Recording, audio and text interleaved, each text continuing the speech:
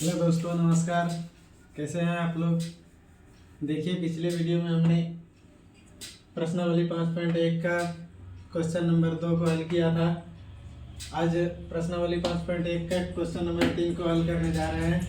तो देखिए, यहाँ पर प्रश्न बोल रहा है, प्रत्येक मीटर के खुदाई के बाद एक कुआं खोदने में आई लागत, जबकि प्रथम मीटर खुदाई का लागत 150 रुपया है और बाद में प्रत्येक मीटर खुदाई की लागत 50 रुपया बढ़ती जाती है।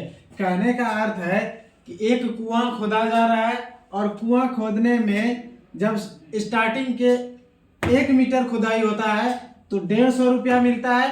उसके बाद जितना मीटर खुदाई जाता है हर मीटर पे 50 रुपया मिलता है। तो जैसे अगर यदि हम देखें तो मान लीजिए कि यह एक कुआं है।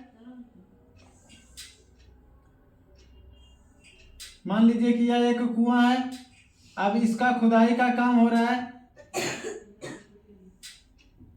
इसका खुदाई का काम हो रहा है। जब यहां से हम देखें कि अगर यदि यहां पे समझ लीजिए कि 1 मीटर है, 1 मीटर, तो इसको खोदने का 150 रुपया मिला। अब अगर यदि अब इसके आगे जितना खोदाएगा जितना मीटर उतना 50 रुपया बढ़ते जाएगा।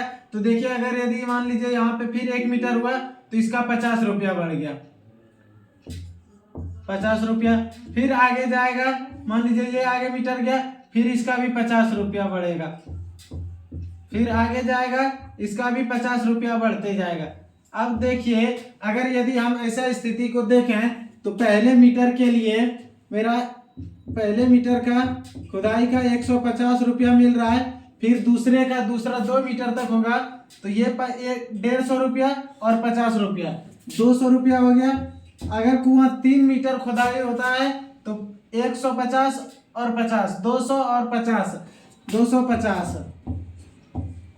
फिर आगे देखें तो 150 और 50 200 250 और 250 और 50 300 रुपया। देखिए, इस तरीके से आगे बढ़ते जाएगी। तो अगर हमको जांच करना है कि यह जो स्थिति दी गई है यह एक एपी है या नहीं, तो इसको चेक करने के लिए पहला A1 A2 A3 और A4 ये हो गया। अब हम चेक करते हैं तो D1, जिसको हम सार्व अंतर बोलते हैं, D1 जब निकालेंगे तो A2 माइनस A1, A2 का मान है 200 रुपया माइनस 150 बराबर 50। अब इसी तरह अगर निकालते हैं हम D2 का मान है, D2 के लिए सूत्र होगा A3 माइनस A2, A3 का मान है 250 माइनस 200 बराबर 50 रुपया। इसी तरीके से अगर हम D3 निकालें तो D3 के लिए होगा A4 माइनस A3, A4 का मान देखिए 300 है माइनस A3 का मान 250 है। फिर इसका अगर घटाएं तो 50 रुपया। इस तरीके से हम देख पा रहे हैं कि मेरा D1 D2 और D3 सभी समान है, बराबर है। तो यहां से हम यह कह सकते हैं कि यह जो स्थिति दी गई है यह एक एपी है। तो हम लिखेंगे यहां, अतः दी गई स्थिति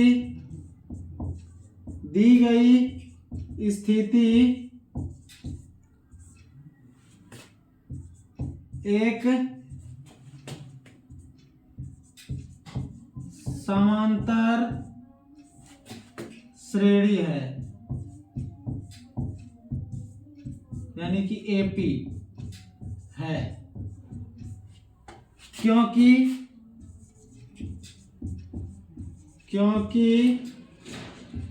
इसका सार्व अंतर बराबर है।